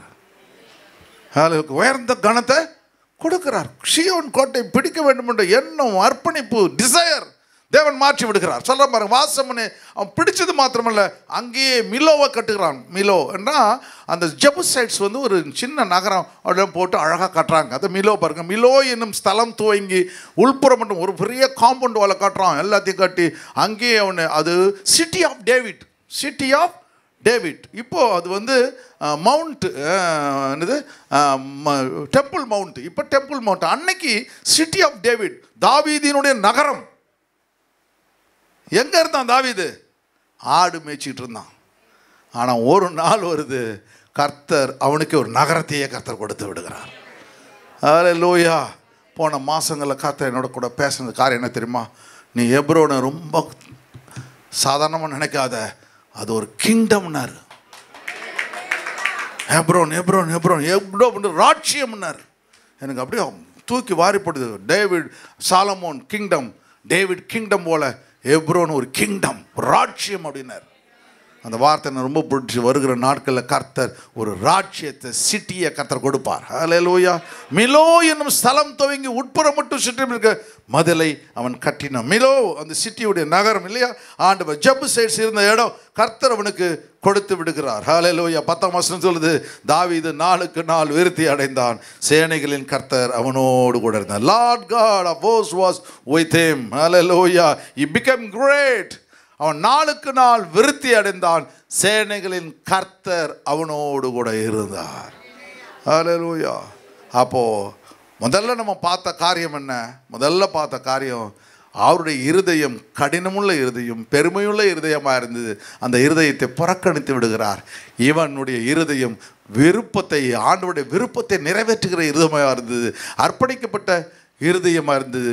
தேவனுடைய இருதயம் ஒத்த இருதயமாக இருந்தனால அவன் பிடித்தது மாத்திரமல்ல, வாசம் பண்ணியது மாத்திரமல்ல, நாளுக்கு நாள் விருத்தி அடைந்தான். சொல்லுங்கள், நாளுக்கு நாள் விருத்தி அடைந்தான்.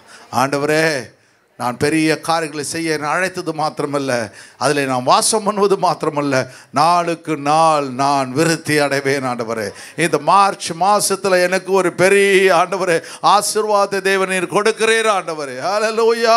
ஏனென்றால் நீர் மகத்துவம் உள்ள தேவன். ஹல்லேலூயா. கிரேட்னஸ் ஆஃப் காட், தேவனுடைய மகத்துவம் என்னை உயர்ந்தவனாய் மாற்றும். ஆண்டவரே, உடைய கரத்தலை முழுமையாய் அர்ப்பணிக்கிறேன். இயேசுவின் நாமத்தில் பிதாவே.